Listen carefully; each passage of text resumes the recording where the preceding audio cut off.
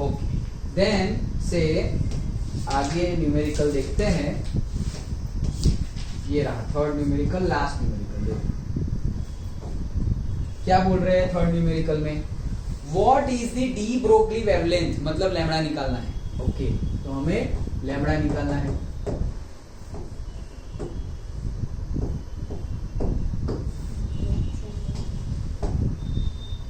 अच्छा, तो हमें लैम्बडा निकालना है।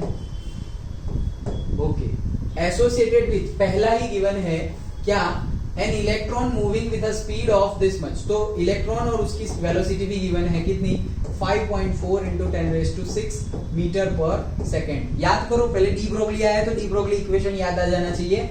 लैम्बडा सिंपल वाला तो याद आ जाएगा ना कि h/p। डन।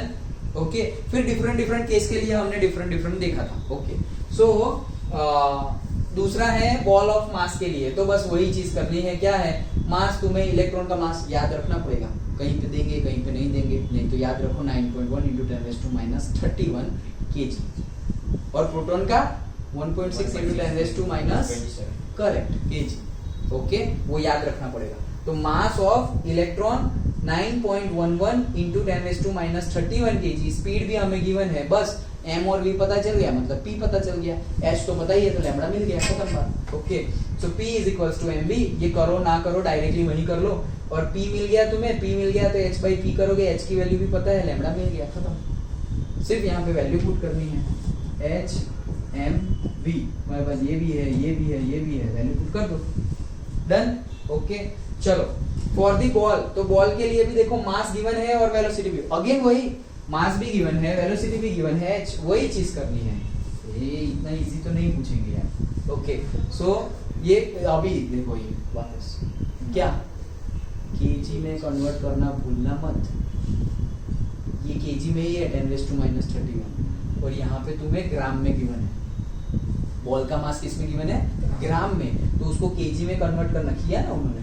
हाँ, 150 है ना, तो 0.150 कर दिया, या 150 × 10⁻³ कर दो, तो केजी में आ गया। तो वो केजी में कन्वर्ट किया, वो ध्यान रखने वाली बात है। ओके, नहीं तो सबसे इतना इजी क्वेश्चन भी गलत हो जाएगा अगर यूनिट कन्वर्जन नहीं किए तो यूनिट कन्वर्जन कर लो, यहाँ भी यूनिट चेक कर लो, मीटर पर सेकेंड ही है ना, मीटर पर मिनट, या फिर आवर पर से किलोमीटर पर आवर, ऐसा तो कुछ नहीं किया, वो ध्यान से देख लो, बस दैट्स इट। वैल्यू पुट कर लो और h/p आंसर आ जाएगा, लैम्बडा दोनों। The de Broglie wavelength of the electron is comparable with the X-ray wavelength.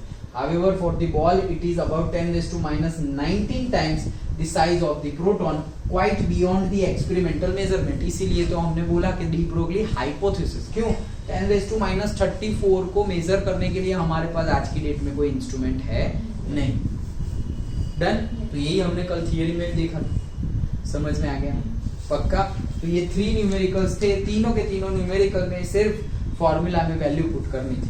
Okay, तो इतने इजी तो शायद 1 मार्क में पूछ ले, और अगर 2-3 मार्क्स में भी पूछे तो करना क्या है तुम्हें, यूनिट कन्वर्जन ध्यान से देखना कि यूनिट कन्वर्जन सारे के सारे इलेक्ट्रॉन वोल्ट में से जूल में, और फिर से h की value, okay, Planck's constant h की वैल्यू, फिर मास ऑफ इलेक्ट्रॉन, फिर अगर प्रोटॉन होगा तो मास ऑफ प्रोटॉन भी, अगर होगा तो, जनरली तो नहीं होगा, लेकिन अगर हुआ तो ओके, जो भी कांस्टेंट्स है और जो पर्टिकुलर वैल्यूज है जो हमें याद रखनी पड़े, शायद दे शायद ना दे, वो शायद के केस में हमें नहीं पढ़ना है, हमें याद ही रखनी।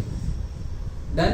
ओके, तो ये था पूरा हमारा chapter dual nature, okay, of matter and radiation.